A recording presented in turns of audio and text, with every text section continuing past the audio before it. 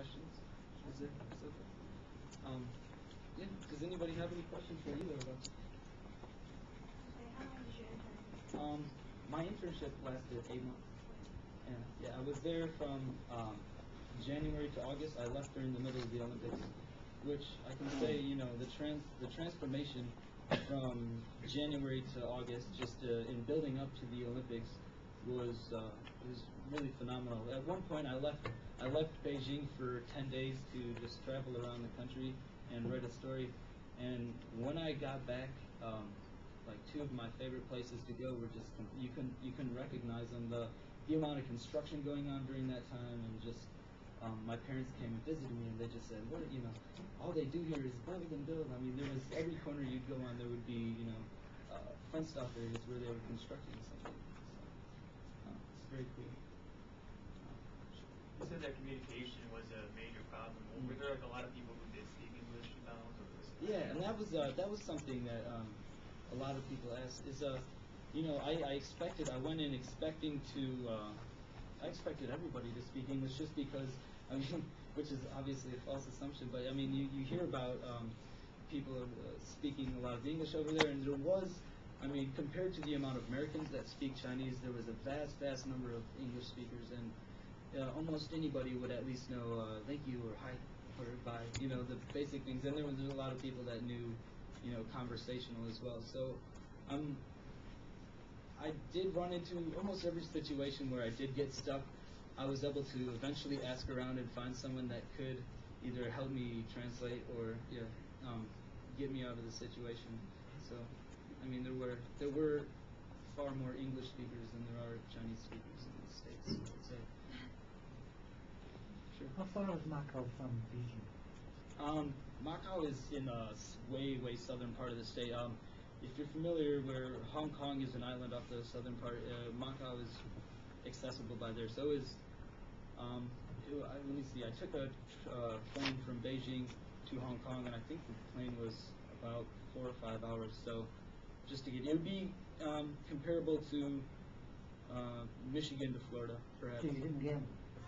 Well, I did go down to Hong Kong, and I did go to Macau. But no, I'm not a gambler, and I didn't have very much money. You know, I'm still going on the college Did wages. they speak Portuguese or Chinese in Macau? There was Chinese people. as a Portuguese. Yeah, there was both. I would say dominantly Chinese, though. I only spent maybe a half a day there as well, so I had. And you left with your money? I left with my money, fortunately. Not everybody is like as you are, and you have been into China for 8 months and still there and travel around. And I'm wondering if there is any change of how you feel about China before you there and after. That's a very good question. I would say that I would not say a change. Maybe I perceive it differently.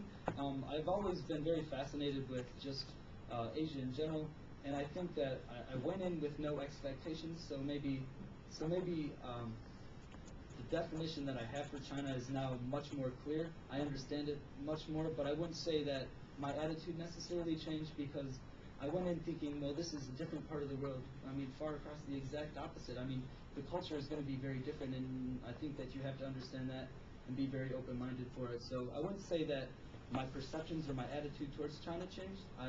I'm still very fascinated by by the country and all the surrounding countries as well, but just better defined, I would say. Do you think our, as you have been working in China daily for 8 months, and how do you feel China daily and our reports and objective? How do I feel about their objectivity and their reporting? I think I have a good example of this. I think the China Daily is increasingly opening up. I say this because, well, during the Olympic time, as you mentioned, one of the big controversies that happened is the Tibet issue, which I'm still not very clear on. I don't take a side on that. I just try to understand it. But during their Olympic coverage, I know that we all, like, I was part of the meeting where we were all talking about how they would do the coverage, and that specific issue came up where it's expected that people would do protests, and in the first, I think that it went over a lot smoother, but in the first 3 days there was someone that did a Tibetan protest, and the China Daily discussed whether or not they would report that, and they said, well, it is our duty to report these things if they happen. And so I think it was on the 3rd or 4th page that they did report on something like that. So I think that the China Daily is increasingly opening up, and I think that as they develop more economically, and this is just my opinion, you know, I think that as they develop more as a country, that they're going to continue opening their media. I think that's just the next step. It's right now it's in limbo between a developmental style of journalism and then you know, moving more towards that freedom of press. But even when I was there, I know that the China Daily, and you can correct me if I'm wrong, but I believe they started relying less on government funding and started to do a little more advertising, from what I understand. I'm almost certain, but and that just shows, you know, it's stepping in that direction towards, because I mean, obviously one of the reasons that their government is allowed to censor the newspaper is because they also provide most, if not all, the funding for it. So as you step more towards, you know, corporations and companies funding the newspaper, you're going to have less objectivity or less, you know, censorship in terms of funding. So. Yeah, actually, originally I'm from Beijing, and although my major is not like journalism, but my father is a journalist in China, and also myself, I'm really interested in media. And I got an internship. I would almost like several newspapers, and also I got some internship like in CNN like two years ago. CNN? So yes, and so you mentioned censorship, right? So how do you take like the censorship in American media?